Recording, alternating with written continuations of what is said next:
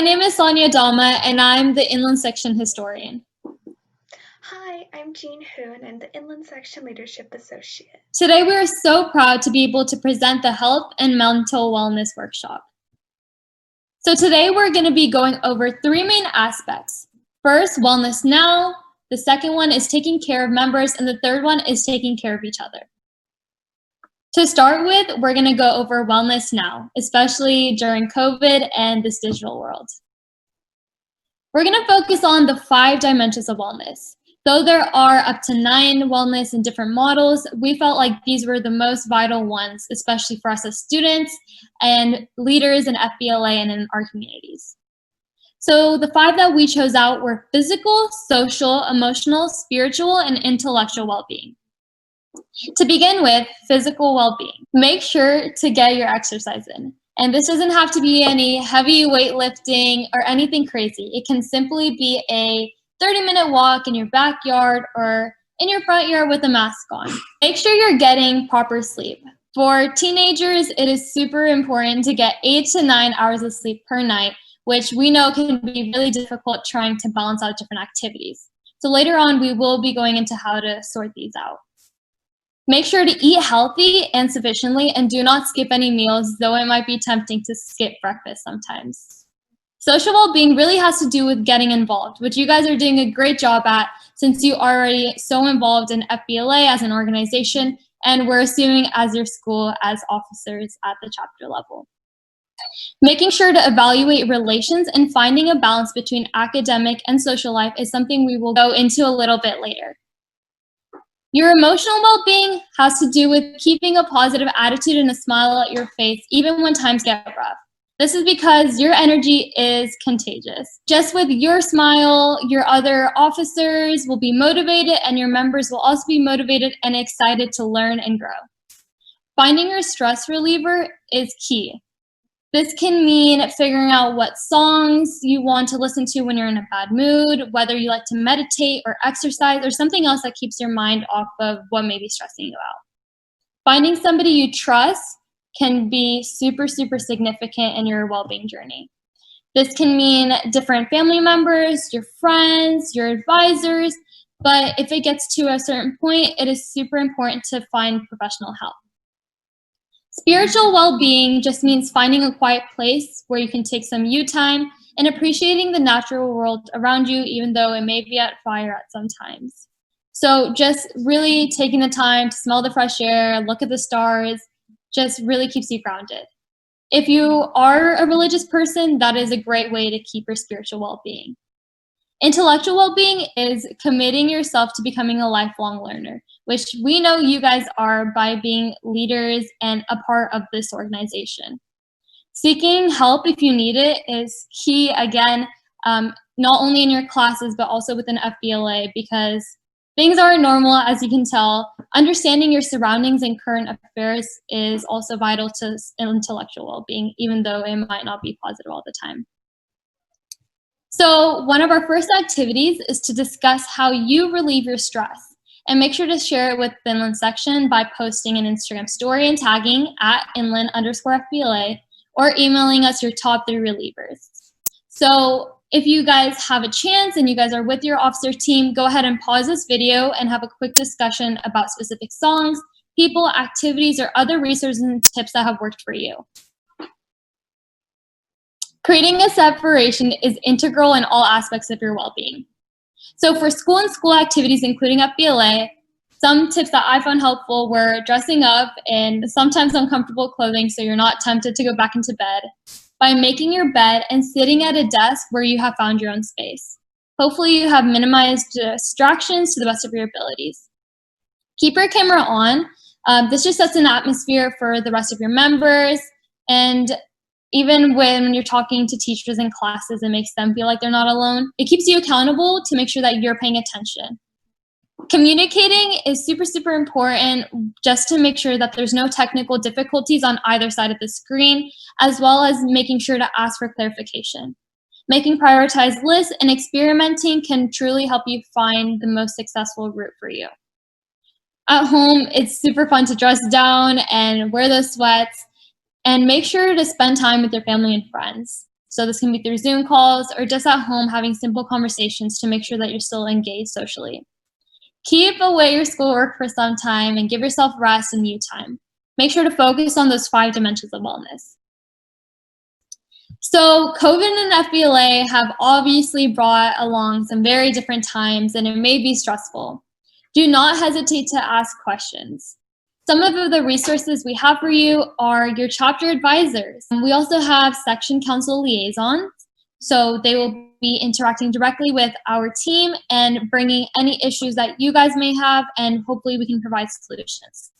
You also have a section officer liaison, and if you are not aware of who that is or haven't been in contact with them yet, make sure to contact Jean or I so we can get that officer with your school. The section advisor, Mr. Lara, is always open to questions, and make sure to utilize each other, which means your officer team, all of our chapters, and all of the members in our inland section. We are all in this together, and we can't wait to see you sometime in the future. Our second activity is to recognize your chapter and personal resources. This could be targeting and identifying what members in your family, what friends, what teachers, advisors that are really there for you. So you can do this again with your chapter, especially if you're dealing with FBLA terms, but it can also be done at a personal time to figure out who your personal support systems are. Next, we'll be talking about how to take care of members and provide them with the appropriate mental health resources if necessary. Here are some warning signs of mental illness that should be paid attention to. Some very drastic changes include a member suddenly withdrawing from the group or isolating themselves, losing interest in people or events, especially if it was something that they were actively engaged in or very interested in before, being absent-minded and causing accidents, or suddenly being indecisive and having a lack of motivation. Also, maybe inappropriate reactions that lead to very strained relationships. However, if you notice any serious signs or signs of self-harm, please do not interfere personally and instead refer the member to professional help that is medically licensed, or refer them to a suicide or crisis text line if it is an emergency. Some tips on creating a comfy environment that both encourages diversity and at the same time makes members feel welcomed and appreciated. In order to create an environment at the chapter that supports diversity, we have to pay attention to the little details in our activities. One good example of this is last year when we did our American Enterprise project at my chapter, we went to an elementary school and we actually got the suggestion that we should pay more attention to the pictures that are on the card game we were playing, because we shouldn't show family units of just one mother and one father, because in reality, in our community, the family units are much more diverse than that. Encouraging diversity also means paying attention to the language that we're using. When we're talking about someone with a mental health condition, for example, instead of referring to them as, for example, a schizophrenic, it would be better to refer to them as a person with or a person living with schizophrenia, because the person and the fact that they're a human being always comes before the condition that they have. In addition, it's important to not use the word suffer when talking about a mental health condition. Instead, using the words experiencing or a person that is working through a mental health condition just creates a more positive environment and removes the negative stigma around talking about mental health. Here are some additional suggestions on how to create a more welcoming community in your chapter. One idea is to write thank you cards, whether that be from all the officers to all the members, or whether that be from all the members to the advisors who are also working really hard during this time. You can also celebrate member birthdays, which might seem a little tedious, but all it means is just having one slide every month to list all the members who were born in that month and just makes them feel appreciated for who they are. It's also good to plan member appreciation activities and to greet members by name during the meetings so that they feel that they specifically as an individual are being appreciated. By checking up on members individually, you're creating one-on-one conversations in which members are more comfortable with bringing up problems, feedback, or questions if they have any. Also, if you're doing virtual meetings, if you have smaller breakout rooms, it'll be more likely that you can foster open and closer communication that helps with socializing while we're all distancing physically from each other. In general, just use strategies to create a community within your chapter that holds the family dynamic that Inland FBLA is known for. Next, we'll be talking about how to take care of each other as fellow officers. One very important strategy in fostering the type of supportive communication between officers that creates a coherent team is active listening. The first step to active listening is always to empathize and put yourself in the shoes of the other person. Sometimes this means you have to directly come out and say, if I was also going through this situation, I would also feel frustrated or I would also feel sad. This lets the person know that they aren't alone in the issues that they're experiencing and that you're validating their feelings. It's also key to paraphrase and clarify after a few sentences of the speaker speaking. This means saying, you said this. Did I understand that correctly? This helps avoid misunderstandings that may come about later in the conversation and lets the person know that the entire time in which they were speaking, you were listening very closely. Pausing is also a good strategy to use during the conversation. This lets both parties, the speaker and the listener, to process and to calm down if necessary, and lets the speaker give their finishing thoughts before you try to apply your own suggestions or before moving on to a different topic. It's very important to avoid applying your own judgments, especially before knowing the whole situation. Avoid making statements such as, I think you should have done this, or this would have been the best solution here. Remain attentive throughout the entire conversation. The best way to do this is always to maintain eye contact and use all aspects of your body language to make sure you're telling the speaker that you are actively listening to them. Especially when talking to a member or an officer that's going through a hard time, it might be a good idea to help them label the emotion that they're experiencing. When somebody's going through very strong emotions, they might not know what that emotion is for themselves, and by labeling that emotion, you're helping to guide them towards finding their own solution. This means saying or suggesting, it seems that you're feeling this emotion. Some common emotions people might be feeling, but they might not be realizing it, include anger, frustration, sadness, sometimes even happiness, and also anxiousness. If the speaker seems a little reluctant to share or doesn't really know where to start, it's a good idea to ask open-ended questions that help facilitate the conversation. This means asking who, what, when, where, and how questions, but take care not to ask why questions, because why questions will often involve a higher level of emotional complexity that might not get answered in just one question. Also, avoid asking yes or no questions because they're often the cause of a conversation ending early, and avoid asking multiple questions at once because it'll likely just stress the speaker out, especially if they're already going through a negative experience.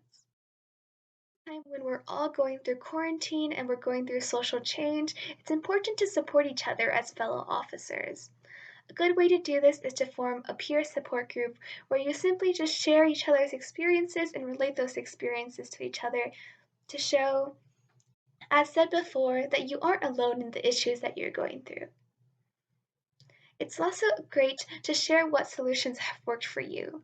However, when sharing solutions, take care not to give direct advice or force your solutions on other people. This might create more pressure on somebody that's already going through a very negative experience. Take care not to diminish the experiences of others. This means not using comparison words, such as saying, you went through something bad, but I went through something worse. During these conversations or when you're talking to an upset member, take care of your own mental health and be aware of your own triggers. If you at any time feel any uncomfortable or conflicting feelings arise, politely distance yourself from the conversation and seek the appropriate mental support. Your mental health is also extremely important. As officers, we sometimes find it necessary to critique each other's work in order to achieve that level of quality we want or to hit certain deadlines. If you notice an officer reacting very nervously or very fearfully during one of these conversations or criticisms, be aware that it might not be because of a conflict they have with you personally, it might be because of past experiences they've had with, for example, parents or teachers. Some ways to approach this include making sure that your criticism is constructive, recognizing that the officer had put in a lot of effort and recognizing their strengths before delivering criticism, and also taking care to separate criticism of an officer's work from the criticism of their character traits or their personal habits. Some general tips are to seek first to understand, then to be understood. This truly goes hand in hand with embracing active listening. Find a balance between being a people oriented leader and being a task oriented leader. This just means sometimes it might be better to focus less on the end result and focus more on the motivations behind why people are performing a certain way. Addressing problems with only the parties involved really helps avoiding creating a larger problem by involving third parties. So this means if there's a conflict within your chapter, set aside those members and your advisor and discuss it through there. Make positive reinforcement and appreciating each other's work a habit, so that way you can create a positive, a coherent officer team that motivates each other. Celebrating chapter successes, even if they're small goals as a team, is really, really beneficial and keeps people motivated. Thank you for coming to our health and mental wellness workshop. Feel free to contact us with any questions or concerns you have. Here's our email and our phone numbers. Just a reminder that our virtual OAT day is from October 3rd from 2 to 4 p.m. If you have any questions, you can also ask us there. Bye in one section.